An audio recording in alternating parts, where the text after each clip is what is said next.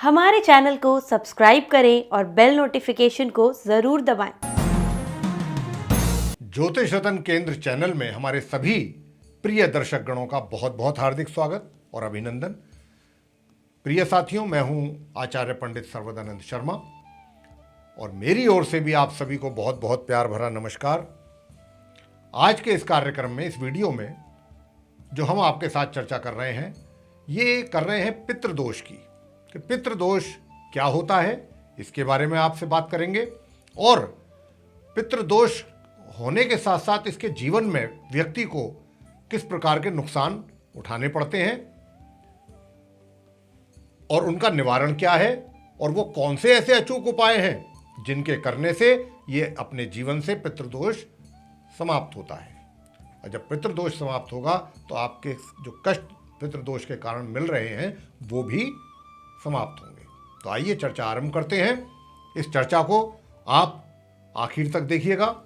बहुत ही आपके काम की चर्चा है ये, आपके ज्ञान में वृद्धि होगी इससे। तो देखिए प्रिय साथियों, क्या आपने कभी ये सोचा है कि आपके घर में धन की बचत क्यों नहीं हो रही है? घर की कलह मतलब आपस में झगड़ा और बीमारियों को कैसे बढ़ाता है ये पितृदोष? तो आप जानिए आज के इस कार्यक्रम में कि आप पितृदोष से कैसे छुटकारा पा सकते हैं और आपकी कुंडली में कैसे बनता है ये पितृदोष, इसके लक्षण आपको कैसे पहचानने हैं। पितृदोष जब भी आपकी कुंडली में बनता है उसका एक ही कारण है, जरूरत से ज़्यादा जीवन में आपके लालच का होना।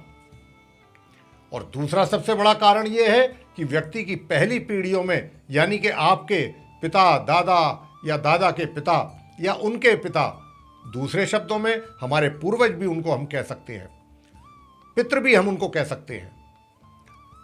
अगर किसी भी इंसान ने कोई खास चीज को लेकर के कोई खास तरीके का लालच अपने मन में बना करके अपने कर्मों को अगर खराब कर लिया और वो चीज उसके दिमाग में रच बस गई, तो जिस तरह का आपका दिमाग काम कर रहा है उसी तरह का शरीर भी आपके काम करता है। उसके बाद जो लालच उनके अंदर पैदा हो गया है और उसके कारण उन्होंने अपना कर्म खराब कर लिया, उसके बाद उस इंसान से जब कोई बच्चा उत्पन्न होता है तो वो पहले से ही बुरे गुण यानी दुर्गुण लेकर के पैदा होता है। आपने ये देखा होगा पुराने समय में रिश्ते कैसे हुआ करते थे, मतलब लड़की का लड़कों का जो रिश्ते होते थे विवाह के लिए, तो रिश्तों में ये पूछा जाता था रिश्ता करने से पहले कि भाई रिश्ता तय तो करना है, हमने अपनी बेटी का रिश्ता तय करना है, तो पहले वो सामने वाले से ये पूछा करते थे कि पहले ये बताइए कि इसकी बुआ, लड़के की बुआ या लड़की की बुआ कहाँ पर ब्याही हुई है। फिर वो बताते थे कि साहब इसकी बुआ फलाने फलाने घर में ब्याही है, तो फिर वो ये देखते थे कि उसका रहन सहन वहाँ कैसा है, उसने परिवार को किस प्रकार संभाला हुआ है वहाँ उसकी बुआ ने। हाँ, वहाँ पर बुआ की काफ़ी अच्छी इज्जत है क्या, और बुआ ने परिवार को संभाल करके भी रखा है क्या अच्छे ढंग से। इसकी भतीजी भी फिर वैसी ही होगी या भतीजा भी ऐसा ही होगा। ठीक है, रिश्ता पक्का समझिए अगर सब कुछ ठीक है। फिर दूसरे रिश्ते, यानी कि ऐसा ही लड़के के रिश्ते करने में होता था कि लड़के के बाप दादा क्या करते हैं, उनकी इज्जत कितनी है, वो क्या काम करते हैं, उनकी इज्जत अच्छी है, तो अगर उनकी इज्जत अच्छी है तो बस इसी बात के ऊपर रिश्ता तय हो जाया करता था, क्योंकि हमारे कर्म ही हमारे जीवन बनते हैं और हमारे कर्म ही हमारे अच्छे कर्म हमें जिंदगी के अंदर बहुत आगे लेकर के जाते भी हैं, हमको संस्कार देते हैं और हमारे बुरे कर्म जो होते हैं वही तो पितृदोष का निर्माण करते हैं हमारे जीवन में। और पितृदोष की सजा आने वाली पीढ़ियों को भी मिलती है। मेरे प्रिय दर्शकों, ये बात हमेशा याद रखनी चाहिए।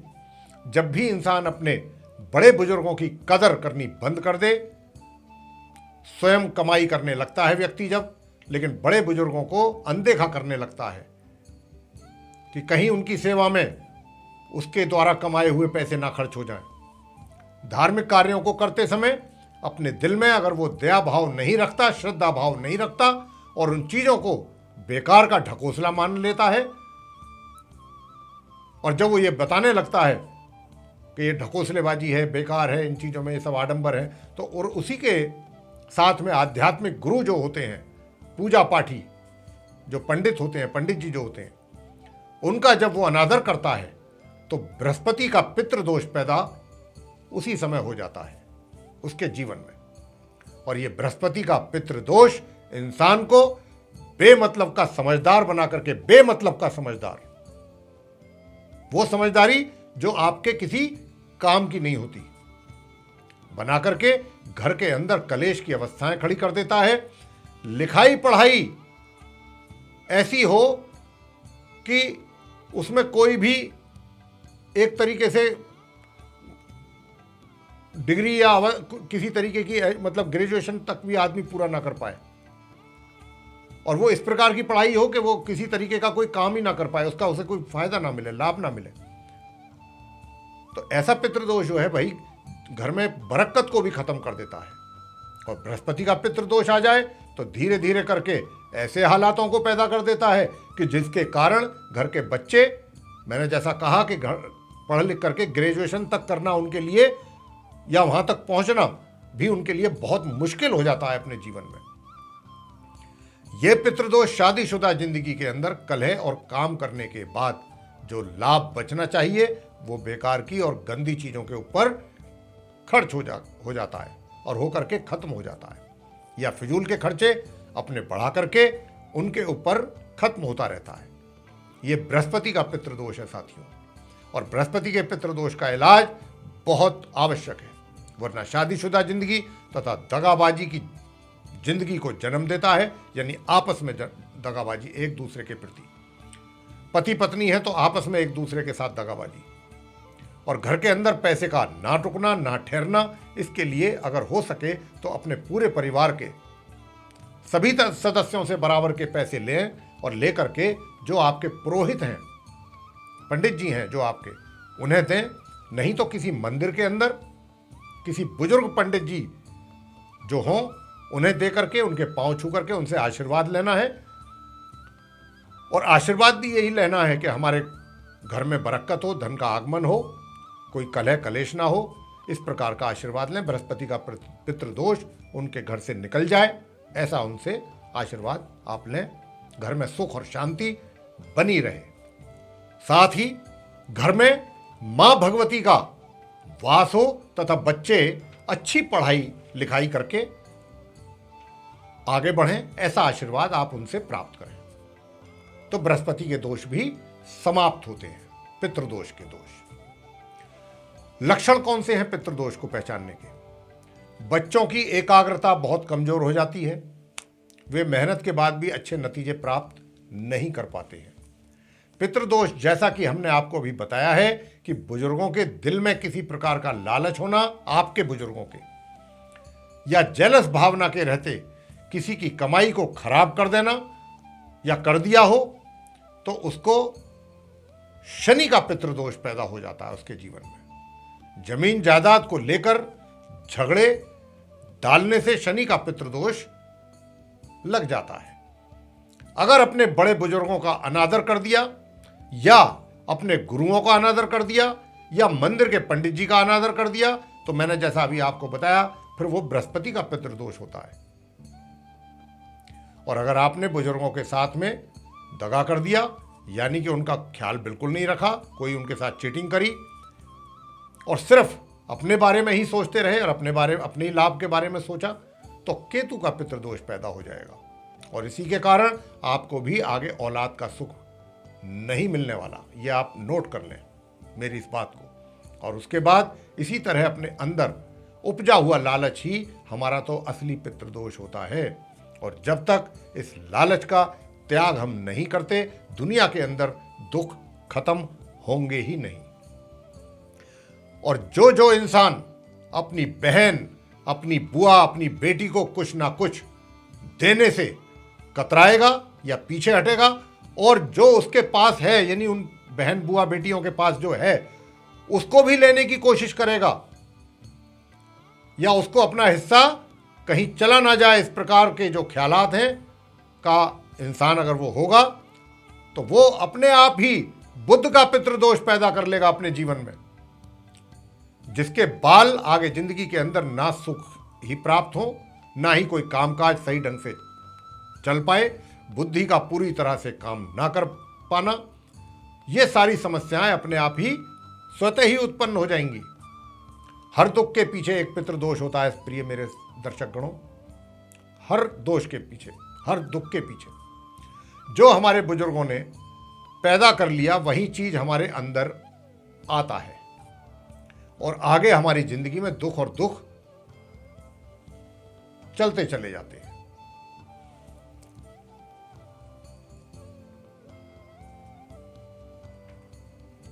जब मैं चुप हो गया तो समझ लो कि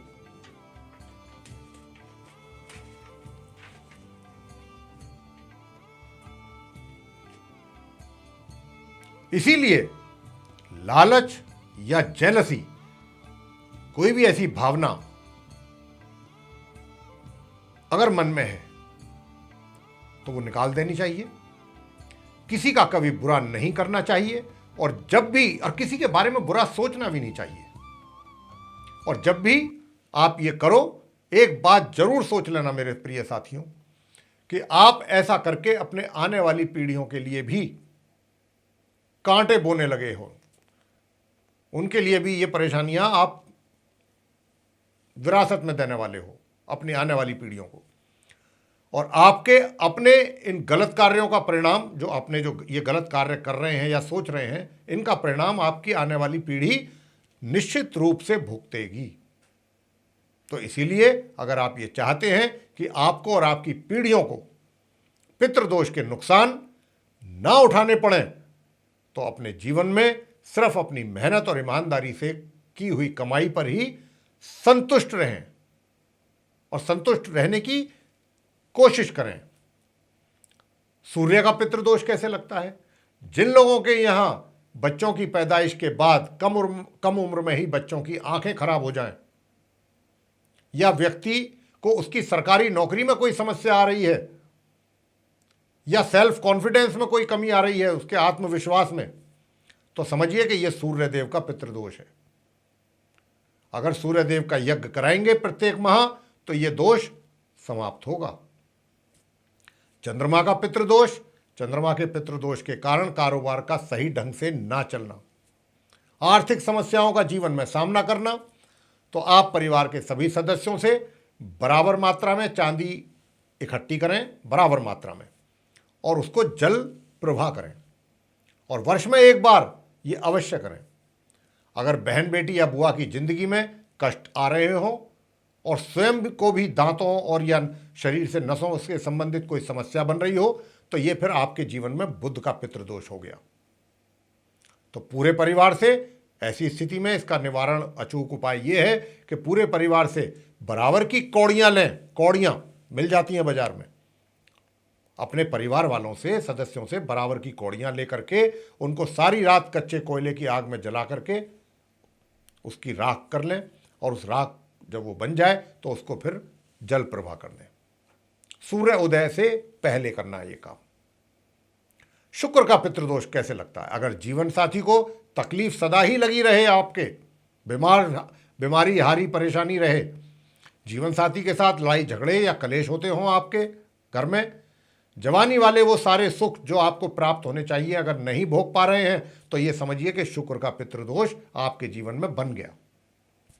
साल में एक बार, ये मैं अचूक उपाय बता रहा हूं शुक्र के पितृदोष का, कि साल में एक बार 100 गायों को हरा चारा खिला करके, यानी पूरे परिवार से बराबर के पैसे इकट्ठे कर लें और फिर उनसे चारा खरीद लें और फिर वो गायों को खिलाएं।